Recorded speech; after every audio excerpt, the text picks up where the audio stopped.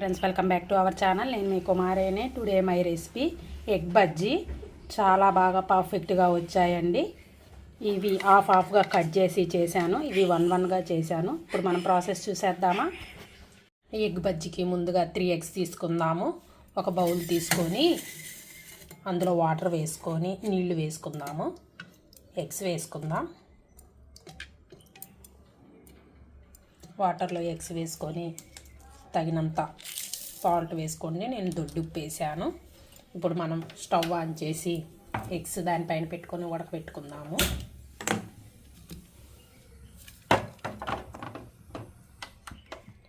పైకి ఎగ్ తేలితే మాత్రం చెడిపోయినట్టండి, లోపలికి ఉంటే ఎగ్ బాగున్నట్టు. ఇప్పుడు మనం ఎగ్స్ని బాగా ఉడకబెట్టుకుందాము. ఇప్పుడు మనం ఎగ్స్ ఉడికేలోపు ఒక గిన్నె తీసుకొని అందులోకి 1 గ్లాసు శనగపిండి వేసుకుందాము. జల్లించి వేసుకోండి. తగినంత సాల్ట్ అండ్ చిటికెడు పసుపు, కొంచెం కారం, వాము, 1 పావు స్పూన్ వంట సోడా వేసుకుందాము.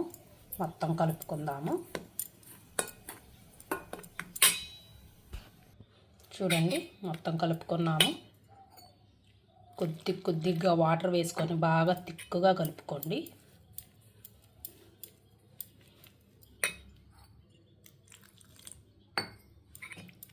ఉండలు లేకుండా కలుపుకోండి.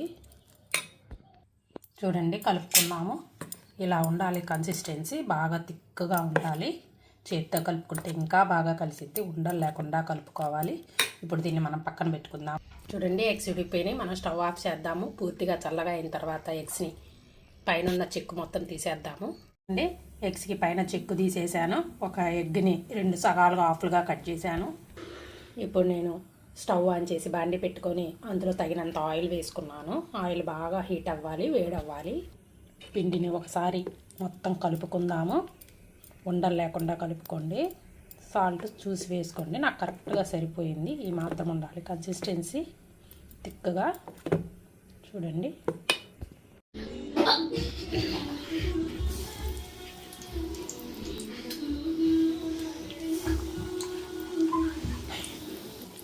చూడండి, ఒకసారి టర్న్ చేద్దాము.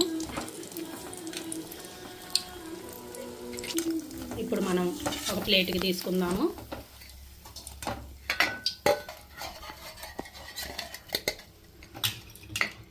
తీసుకున్నాం కదా, ఇవి కూడా చూద్దాము.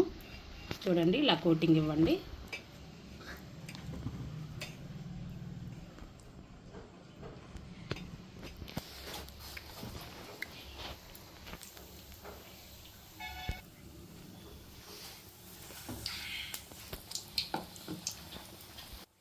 ఒకసారి టర్న్ చేసుకుందాము.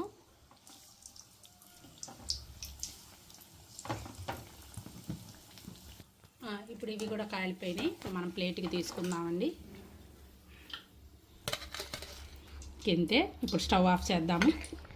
ఇప్పుడు మనం ఒక ఎగ్ని ఇలా తీసుకుందాము. ఎగ్ బజ్జీని తీసుకొని ఇలా పెట్టి కట్ చేద్దాము నిలువుగా. చూడండి,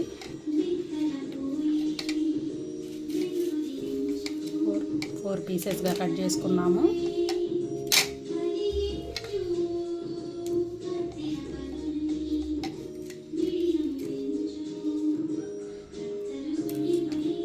చూడండి, 2 ఎగ్స్ని ఇలా పీసెస్గా కట్ చేశాను.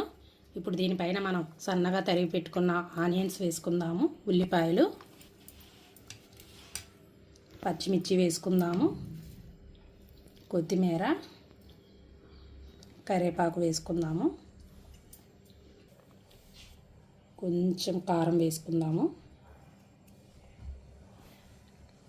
కొంచెం చాట్ మసాలా, కొంచెం గరం మసాలా వేసుకుందాం. నా వీడియో కానీ మీకు నచ్చినట్లయితే ప్లీజ్ లైక్ చేయండి, షేర్ చేయండి, కామెంట్ సెక్షన్లో కామెంట్ చేయండి. మరి